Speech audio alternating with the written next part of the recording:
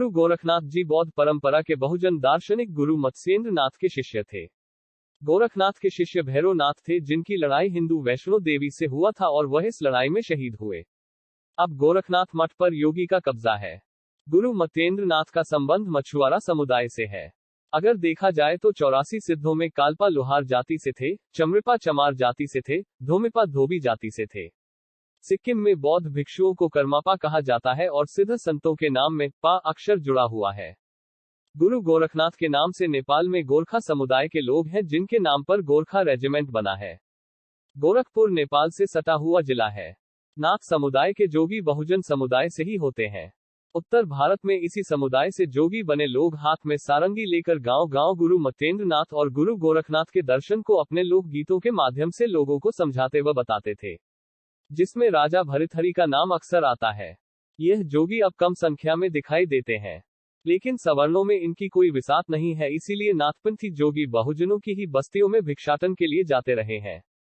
बहुजन दर्शन का इतिहास आजीवक जैन, बौद्ध, सिद्ध, नाथ, सद्गुरु रविदास, सद्गुरु कबीर, फुले, पेरियार, बाबा साहब और काशीराम आदि तक यह आंदोलन आज भी गतिमान है। जिस तरह से बहुत से बुद्ध विहारों पर सवर्ण समुदाय का कब्जा है और कुछ जगह बुद्ध की मूर्ति को देवी देवता बनाकर प्रचारित किया जाता रहा है। बहुजन संघर्ष से उपजी उपलब्धियों को हथियाने के लिए सवर्ण समाज तरह तरह से धार्मिक व राजनीतिक षड्यंत्र करता रहा है। योगी आदित्यनाथ बौद्ध भिक्षु अथवा हिंदू साधु योगी आदित्यनाथ जी गुरु गोरखनाथ मठ के महंत हैं। गुरु गोरखनाथ बौद्ध धर्म की तंत्रयान शाखा के प्रमुख आचार्य थे।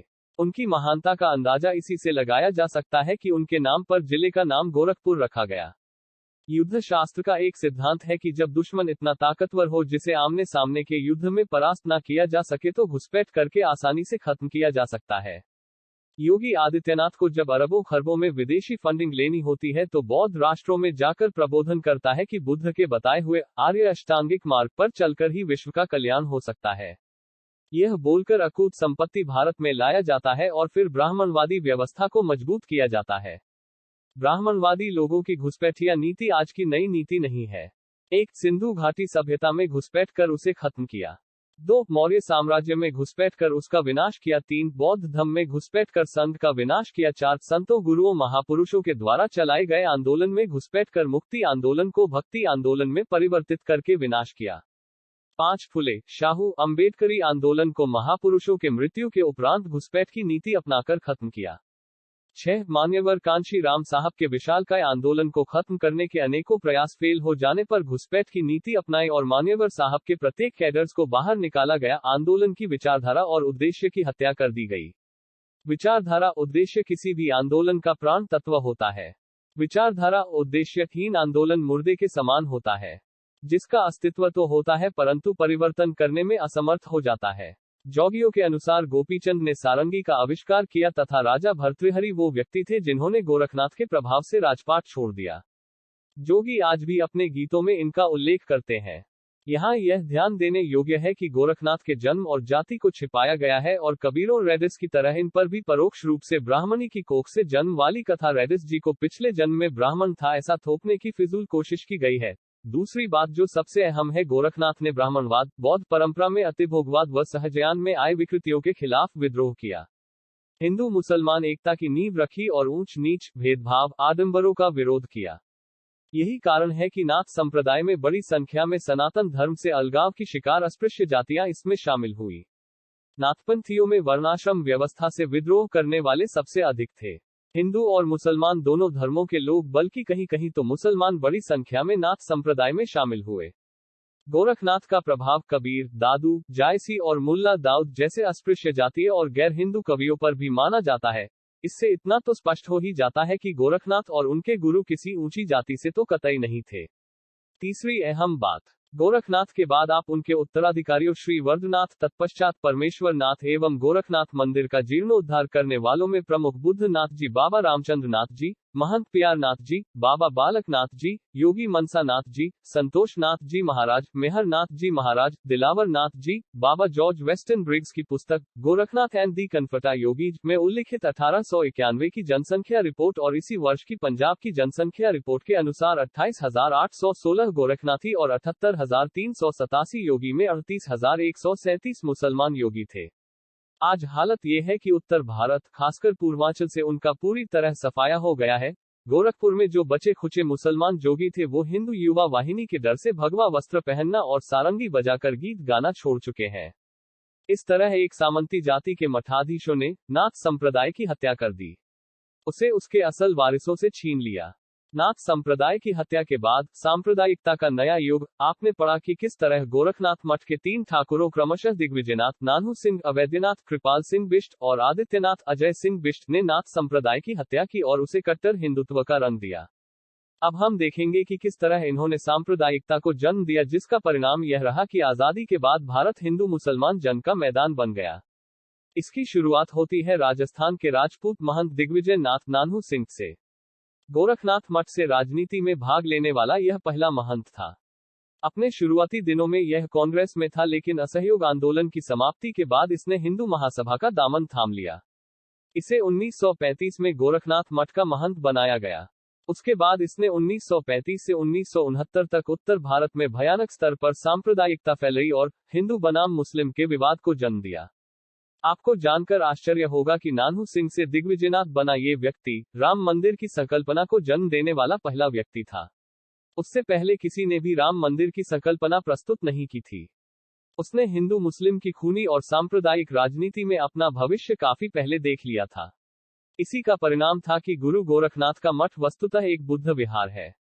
मठ में बुद्ध मूर्ति आज भी देखी जा सकती है। चित्र सम 1। इसके अतिरिक्त गर्भगृह में बुद्ध विरासत भरी पड़ी है। बौद्ध भिक्षु और हिंदू साधु में अंतर। बौद्ध भिक्षु 1 सिर पर बाल नहीं रखते हैं, 2 दाढ़ी और मूंछ नहीं रखते हैं, 3 गले में माला धारण नहीं करते हैं, 4 ललाट माथे पर चंदन, भस्म आदि का लेप तिलक नहीं लगाते हैं। हिंदू साधु 1 सिर पर बड़े बड़े बाल जटाएं होती हैं, 2 दाढ़ी और मूंछ बड़े बड़े होते हैं, 3 गले में रुद्राक्ष की मालाएं होती हैं, 4 माथे ललाट पर चंदन भस्म की तिलक और लेप लगा होता है। योगी आदित्यनाथ का लक्षण बौद्ध भिक्षु से क्यों मिलता है? क्योंकि योगी आदित्यनाथ कोई और नहीं बल्कि बौद्ध भिक्षु ही है। आप सोच रहे होंगे कि योगी आदित्यनाथ बौद्ध भिक्षु होने के बाद भी ब्राह्मणवादी व्यवस्था का पोषक क्यों है? सनद रहे, जब 85% का व्यक्ति 15% के खेमे में जाता है तो वह अपने निजी स्वार्थ को साधने हेतु जाता है। अपने ही समाज का विनाश जितना करेगा उसी अनुपात में उसका स्वार्थ सिद्धि होगा। 15% का व्यक्ति 85% के खेमे में बहुत ही गहरी साजिश के तहत आता है। वह अपना निजी स्वार्थ तो सिद्ध करता ही है, अपने समाज का भी हित साधता है, आपके आंदोलन को तहस नहस करता है।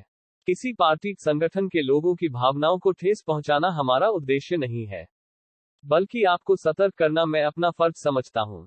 नाथ संप्रदाय की हत्या, 1 मठ और 3 महंत। नाथ संप्रदाय से आधुनिक सांप्रदायिकता तक की संक्षिप्त कथा। नाथ संप्रदाय की मठ परंपरा के संस्थापक गोरखनाथ माने जाते हैं। गोरखनाथ के गुरु थे मत्स्येंद्रनाथ, जिनका संबंध मत्स्य यानी मछुआरों से था। गोरखनाथ का इतिहास देखेंगे तो इतना घपला मिलेगा कि आप दंग रह जाएंगे।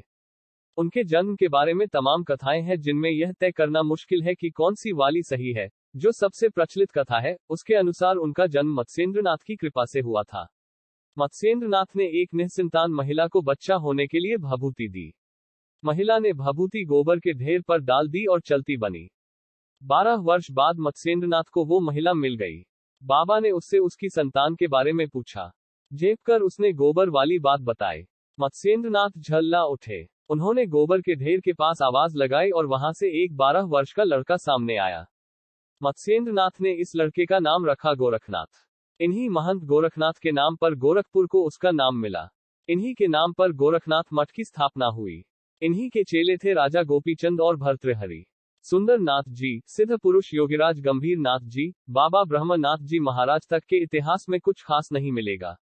ये कौन थे, किस पृष्ठभूमि से थे, इसके बारे में आज पता लगाना मुश्किल है। अब आते हैं अंतिम बात पर। आपको अचानक से गोरखपुर मठ का इतिहास राजस्थान के ठाकुर नानू सिंह यानी दिग्विजयनाथ से मिलना शुरू हो जाएगा। यह हिंदू महासभा के सदस्य थे। इस महंत के मठ प्रमुख बनने के बाद मुस्लिम और अस्पृश्य जाति के जोगियों की संख्या में गिरावट आने लगी। दिग्विजयनाथ के बाद एक दूसरा ठाकुर अवैधनाथ यानी कृपाल सिंह बिष्ट पौड़ी गढ़वाल उत्तराखंड बनता है। इनके बाद तीसरा ठाकुर आदित्यनाथ यानी अजय सिंह बिष्ट पौड़ी गढ़वाल उत्तराखंड मठ प्रमुख बनता है। पौड़ी गढ़वाल के इन दोनों ठाकुरों का क्या रिश्ता है किसी को नहीं पता।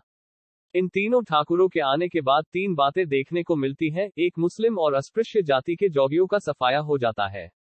दो, क्रमशः एक ही जाति ठाकुर के मठ प्रमुख बनने की परंपरा कायम होती है। तीन, नाथ संप्रदाय गोपीनाथ और भर्तृहरि के गीत गाना को प्रायः छोड़कर, हिंदू मुस्लिम एकता, ऊंच नीच, आडंबरों का विरोध छोड़कर, क्षत्रिय राम की बात करने वाला कट्टर हिंदू संप्रदाय बन जाता है। उसने अयोध्या में बाबरी मस्जिद की जगह राम मंदिर होने का दावा किया। यह हैरतअंगेज होने के साथ साथ हास्यास्पद भी था। शुरुआती दिनों में इसे किसी ने गंभीरता से नहीं लिया था। आज इन्हीं विदेशी बिष्टो दुष्टों ने श्रमण संस्कृति का भट्ठा बिठा दिया। जाने ये बहुजन समाज कब सुधरेगा।